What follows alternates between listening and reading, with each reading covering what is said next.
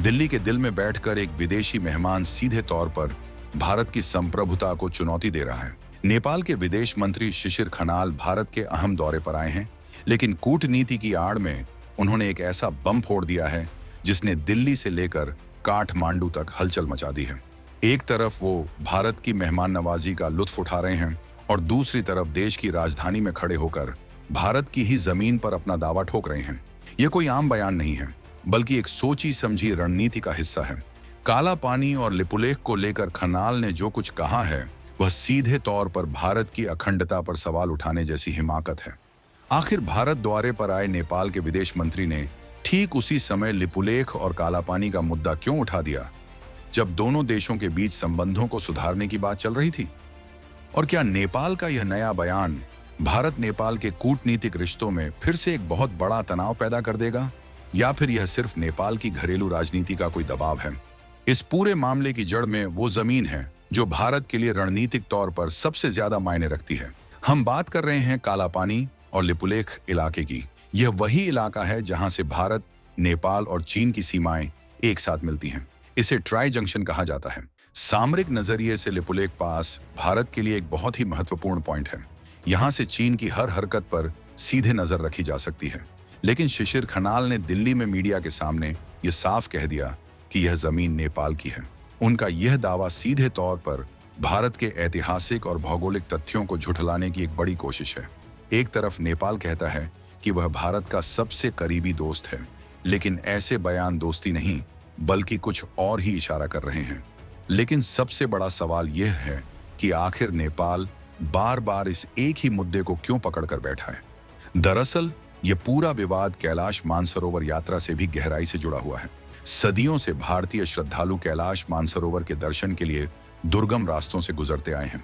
इस यात्रा को सुरक्षित और आसान बनाने के लिए भारत सरकार ने उत्तराखंड के पिथौरागढ़ से सीधे लिपुलेख तक एक शानदार सड़क का निर्माण किया था। इस सड़क के बनने से जो यात्रा हफ्तों में होती थी वह अब कुछ ही दिनों में पूरी होने लगी। श्रद्धालुओं का भारी खर्च और समय दोनों बचने लगा। लेकिन भारत का यह शानदार विकास कार्य नेपाल को रास नहीं आया।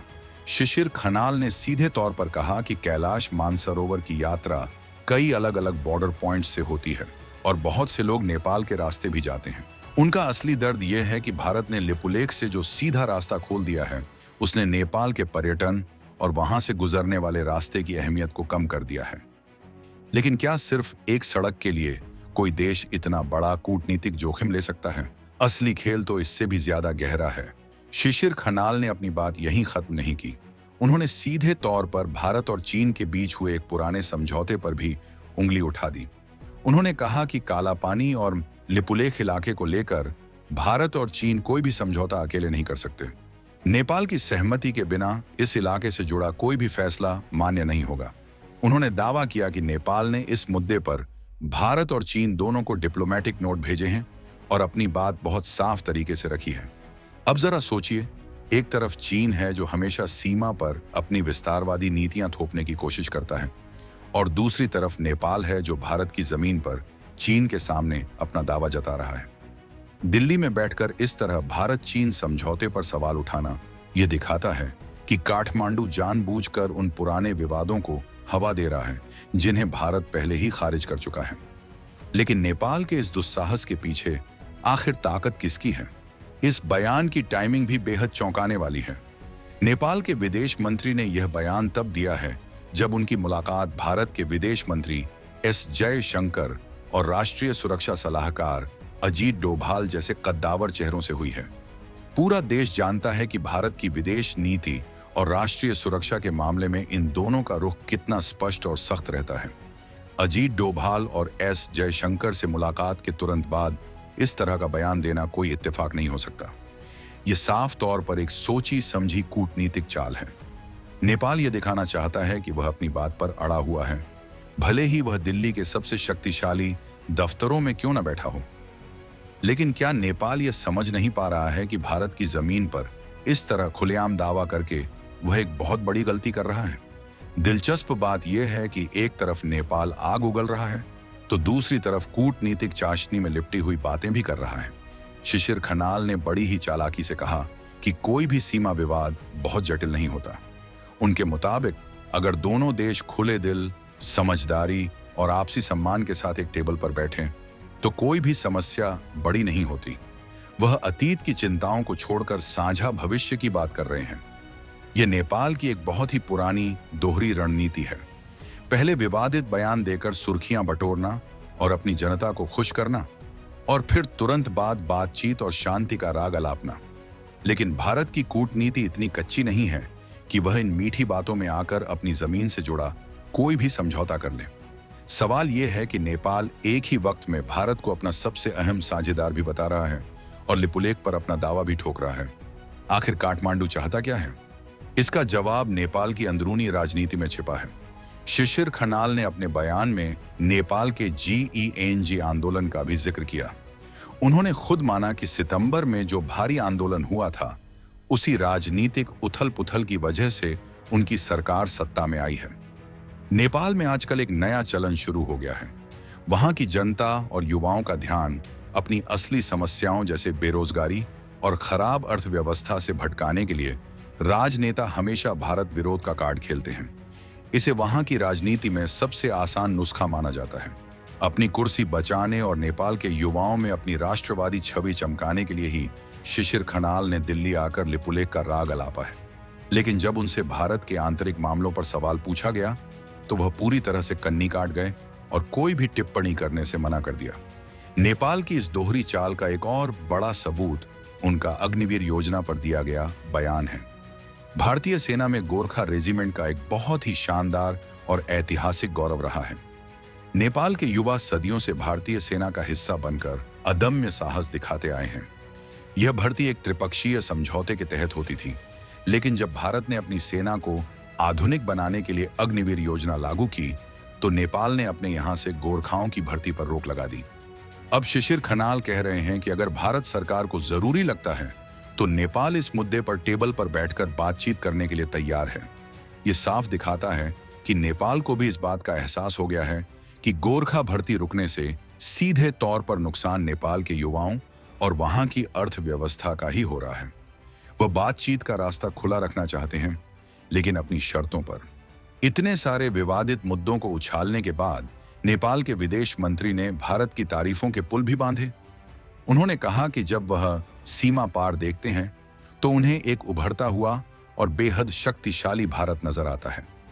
उन्होंने भारत को वैश्विक मंच पर एक बहुत ही डायनेमिक, तेजी से बढ़ती तकनीक और एक विशाल आर्थिक महाशक्ति बताया। खनाल ने कहा कि नेपाल इस अत्याधुनिक तकनीक वाले भारत के साथ गहराई से जुड़ना चाहता है। अब इस बयान की क्रोनोलॉजी को समझिए। नेपाल जानता है कि उसकी अर्थव्यवस्था पूरी तरह से भारत पर निर्भर है। चाहे वह रोजमर्रा का सामान हो, पेट्रोलियम पदार्थ हो या फिर बड़े इंफ्रास्ट्रक्चर प्रोजेक्ट, बिना भारत की मदद के नेपाल का गुजारा नहीं चल सकता। इसीलिए वह भारत की आर्थिक और तकनीकी ताकत का गुणगान कर रहे हैं। नेपाल एक तरफ भारत से निवेश, तकनीक और आर्थिक मदद चाहता है, और दूसरी तरफ काला पानी और लिपुलेख का झूठा दावा करके भारत की पीठ में छुरा घोंपने का काम भी कर रहा है। यह सीधे तौर पर चीन को खुश करने की भी एक बहुत बड़ी कोशिश है। बीजिंग हमेशा से चाहता है कि भारत और नेपाल के रिश्ते कभी सामान्य न रहें। चीन नेपाल में भारी निवेश कर रहा है और वहां की राजनीति में अपना दखल लगातार बढ़ा रहा है। लिपुलेख जैसे रणनीतिक इलाके पर नेपाल का दावा करना चीन के लिए सबसे मुफीद स्थिति है, क्योंकि इससे भारत को बॉर्डर पर एक साथ दो मोर्चों पर कूटनीतिक दबाव झेलना पड़ता है। लेकिन नेपाल यह भूल रहा है कि आज का शक्तिशाली भारत किसी भी देश की ब्लैकमेलिंग के सामने झुकने वाला नहीं है। नेपाल के विदेश मंत्री का यह कहना कि यह जमीन हमारी है, भारत नेपाल संबंधों में एक नया और गहरा तनाव पैदा कर सकता है। दिल्ली में बैठकर इस तरह का भड़काऊ बयान देना कोई छोटी बात नहीं है। भारत सरकार ने हमेशा नेपाल को अपना एक करीबी पड़ोसी और सांस्कृतिक साझीदार माना है, लेकिन जब बात देश की सीमाओं की आती है, तो भारत का रुख एकदम साफ और फौलादी होता है। लिपुलेख और कालापानी भारत का अभिन्न हिस्सा थे, हैं और हमेशा रहेंगे। नेपाल सरकार ने कुछ समय पहले अपना एक नया राजनीतिक नक्शा जारी करके इन भारतीय इलाकों को अपने क्षेत्र में दिखा दिया था। उस वक्त भी भारत ने इस हरकत को सिरे से खारिज कर दिया था। अब उसी खारिज किए गए मुद्दे को दोबारा जिंदा करने की यह कोशिश नेपाल को बहुत भारी पड़ सकती है। भारत की विदेश नीति अब डिफेंसिव नहीं बल्कि बेहद आक्रामक और स्पष्ट हो चुकी है। अगर नेपाल यह सोचता है कि वह इस तरह के बयान देकर भारत पर दबाव बना लेगा और फिर मीठी मीठी बातें करके आर्थिक फायदे भी ले लेगा, तो यह उसकी बहुत बड़ी भूल है। दिल्ली के साउथ ब्लॉक में बैठे रणनीतिकार नेपाल की इस दोहरी नीति को बहुत अच्छी तरह से समझ रहे हैं। विदेश मंत्री एस जयशंकर का अंदाज पूरी दुनिया देख चुकी है। वो मंच से ही बिना लाख लपेट के सीधा जवाब देने के लिए जाने जाते हैं।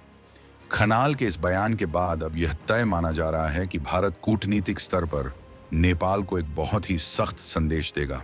आप कमेंट बॉक्स में जरूर बताइए कि क्या नेपाल की इस हरकत के बाद भारत को उसके साथ अपने रिश्ते और व्यापार को सीमित कर देना चाहिए। अपनी राय जरूर लिखें और इस वीडियो को हर भारतीय तक शेयर करें।